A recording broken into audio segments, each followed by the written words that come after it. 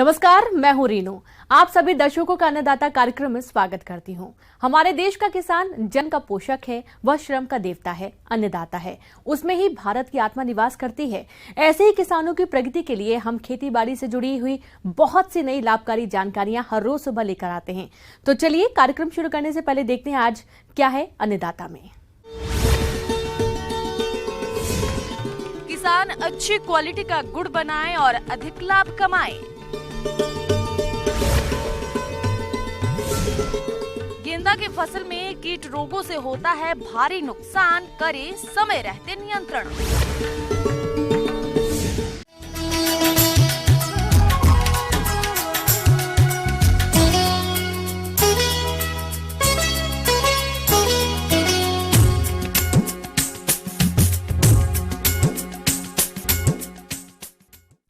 अपने राज्य में पिछले साल बोई गई गन्ने की फसल कटाई योग्य तैयार हो गई है और इससे अच्छा लाभ लेने के लिए कई किसान गन्ने के रस से गुड़ बनाते हैं। तो स्वच्छ गुड़ बनाने के लिए आप कौन कौन से पहलुओं पर विशेष ध्यान दें ताकि आप अच्छी क्वालिटी का गुड़ बना सके, इस बारे में जानकारी दे रहे हैं कृषि विशेषज्ञ अनुपम अमिताभ।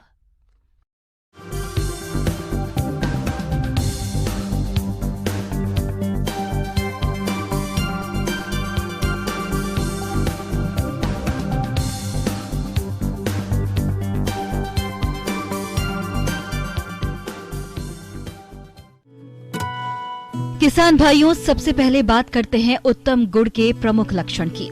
तो गुड़ का रंग सुनहरा, पर्याप्त ठोसपन के साथ खाने में स्वादिष्ट होना चाहिए। इसके लिए उपयुक्त ईख के प्रभेद का चुनाव, कटाई के उपयुक्त समय की पहचान तथा कटाई का सही तरीका मालूम होना चाहिए। इसके साथ ही रस उबालना, रस की सफाई और गुड़ का समुचित संरक्षण भी अहम पहलू है। सर्वप्रथम गुड़ बनाने के लिए जो सबसे प्रमुख कारण है वो है उचित प्रभेद का चयन करना। स्वच्छ गुड़ के लिए उन्नत और सही प्रभेदों का चयन करें। साथ ही फसल में निर्धारित उर्वरकों की मात्रा का ही प्रयोग करें। बात करें अगर कटाई की, तो गन्नों की कटाई से 15 दिन पहले सिंचाई बंद कर दें, लेकिन कटाई से पूर्व परिपक्वता की जांच जरूर करें।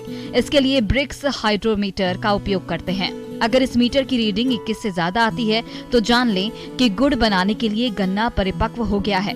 कटाई करने के लिए धारदार औजार का भी इस्तेमाल कर जमीन की सतह से कटाई करें तथा ऊपरी भाग को काटकर हटा लें, क्योंकि ऊपरी भाग के शर्करा की मात्रा बहुत कम होती है। उसके बाद सारी पत्तियों को कटाई कर गन्ने को साफ कर लें। याद रहे, कटाई के 10 से 12 घंटे के अंदर रस निकाल लेना चाहिए। जब हम लोग गुड़ के बनाने के लिए जब प्रभेद का चयन करते हैं, उसके बाद तुरंत ही हम लोग उसके पेराई में जाते हैं। तो पेराई करने के लिए दो तरह के क्रशर आते हैं, एक हॉरिजेंटल क्रशर है और एक वर्टिकल क्रशर है। हॉरिजेंटल क्रशर जो है वो रोलर पे, मीन्स अगर जो रोलर है वो हॉरिजेंटल है तो उससे हम लोग 2 से 3% ज़्यादा, वर्टिकल से ज़्यादा हम लोग रिकवरी करते हैं। क्रशर के बाद जब हम लोग पेराई कर लेते हैं तो उस रस को हम लोग छलने से छानकर और सेटलिंग टैंक में भेज देते हैं। तत्पश्चात हम लोग IISR मॉडल जो है वो 3 पैन सिस्टम, जिसमें 3 कड़ाह की भट्टियां हैं, उसमें हम लोग क्या करते हैं कि जो भी रस हम लोग पेराई के बाद जो रस आया उस रस को पंप के द्वारा हम लोग उस कड़ाह में भेजते हैं।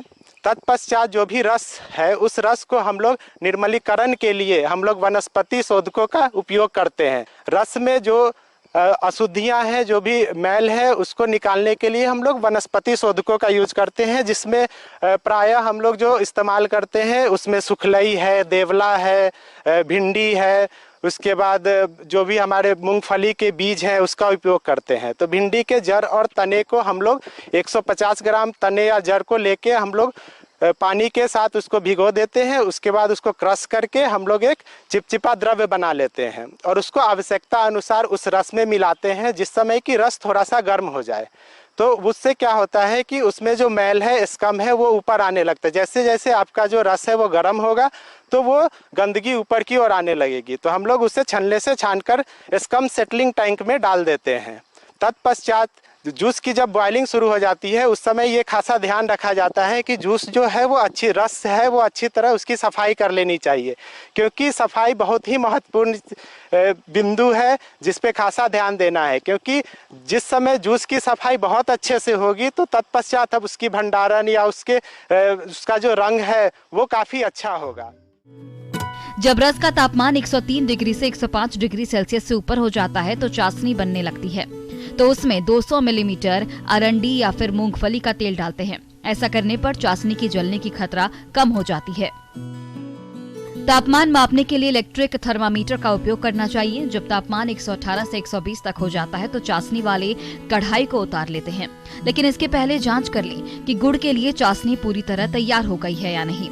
जांच करने के लिए चाशनी में गुड़दम डुबाकर अच्छी तरह से ऊपर उठा लेते हैं, जिससे कि उसमें चाशनी लटकने लगती है। अगर चाशनी से रेशम जैसा महीन तथा लंबे सूखे सूत जैसा हवा में उड़ने लगता है तो समझ जाना चाहिए कि गुड़ तैयार हो गया है। अपरिपक्व तथा कीटग्रस्त पौधों से प्राप्त रस जमता नहीं है। इसके लिए 5 से 10 किलोग्राम चीनी का मिश्रण चाशनी में डालने पर गुड़ पूर्ण रूपेण जम जाता है। फिर हम लोग निकाल लेते हैं उस कराह से।